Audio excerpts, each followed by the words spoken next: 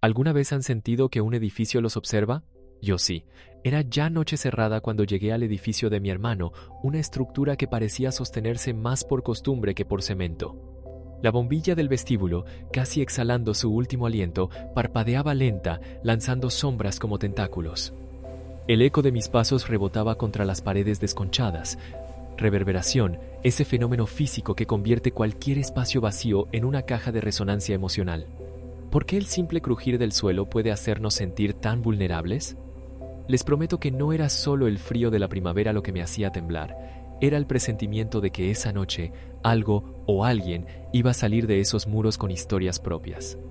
Mientras mi hermano calmaba a los perros arriba, yo me quedé en el hall. Simulaba tranquilidad, móvil en mano, pero ¿a quién engañaba?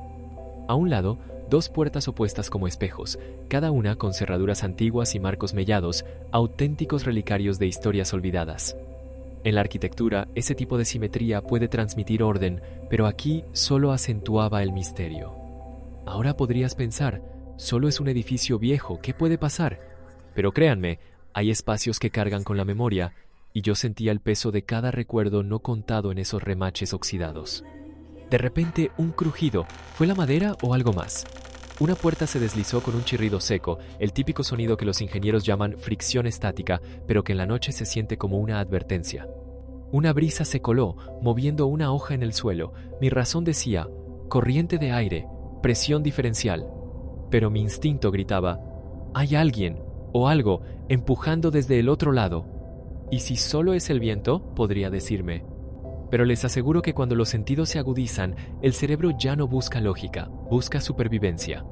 Fue entonces cuando lo vi, una sombra proyectada, enorme, grotesca. El contorno de una figura mucho más alta que yo y mido 1,85, con lo que solo podía ser un sombrero de ala ancha, tipo fedora. ¿Han oído hablar del efecto pareidolia? Es cuando nuestro cerebro interpreta patrones aleatorios como figuras conocidas, pero esto no era un simple juego de luces. Esa sombra parecía tener voluntad propia. Me pregunté, ¿es posible que la mente fabrique presencias tan vívidas? ¿O realmente había alguien o algo acompañándome en ese pasillo? La tensión llegó al límite. Giré en seco, músculos tensos como cables de acero. Esperaba cualquier cosa, menos el vacío absoluto. No había nadie. Solo el eco de mi respiración y la bombilla dando otro parpadeo. La física nos habla de la persistencia de la visión, esa ilusión óptica donde la retina retiene imágenes brevemente, pero lo que sentí fue más denso, como si el tiempo mismo se hubiera detenido. ¿Han sentido alguna vez que el silencio pesa? Esa noche, el silencio era una losa, y yo un intruso diminuto en un escenario preparado para otro actor. De pronto, mis sentidos se dispararon. El olor del cemento húmedo, el cosquilleo en la piel, el vello erizado. En psicología se le llama respuesta de sobresalto, un mecanismo de defensa ancestral. El latido del corazón retumbaba como un tambor de guerra, compitiendo con el zumbido eléctrico de la luz. El pasillo se alargaba, deformado por el miedo, una distorsión perceptual que a veces experimentamos en momentos de estrés agudo. Me pregunté, ¿es posible que el espacio mismo se burle de nuestra lógica? ¿O, peor aún, que la sombra haya cobrado vida propia? Decidí desafiar la paranoia. Avancé unos pasos, palmeé la pared de ladrillo, busqué huellas, un rastro, algo tangible. Pero la puerta estaba cerrada, sin cerrojo movido, intacta. Aquí entra en juego el sesgo de confirmación, esa tendencia humana a buscar pruebas que respalden lo que tememos o deseamos. No encontré nada, ni marcas ni huellas.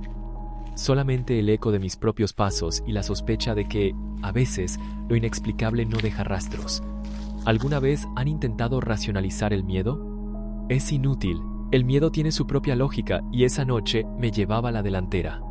De repente, mi teléfono vibró. Baja, porfa. Estamos abriendo la puerta. Fue como si la tecnología, ese milagro moderno, me rescatara de un abismo antiguo. Subí las escaleras, cada peldaño era una salida, pero también un adiós a la lógica. Al llegar, los perros se callaron, mirándome como si supieran más que yo. Mi hermano me saludó, su rostro iluminado por la luz cálida del apartamento, casi irreal después de la penumbra del hall. «Aquí no pasa nada raro», murmuró. Pero, ¿quién decide qué es raro cuando la realidad se descompone en sombras y susurros? A la mañana siguiente, conté mi experiencia. Mi hermano negó, encogió los hombros, repitió, «imaginación». Pero noté un destello de inquietud en sus ojos, microexpresiones.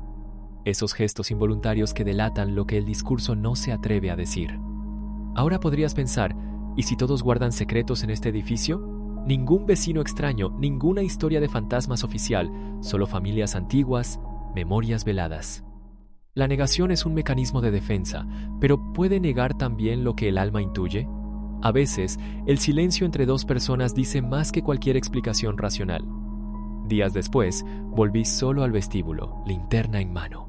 Quería demostrarme que todo había sido ilusión óptica, un simple fenómeno de proyección. Probé con la linterna, intenté replicar la sombra, jugué con la geometría del espacio, esa disciplina que tanto ordena como engaña. Nada, imposible crear una silueta semejante.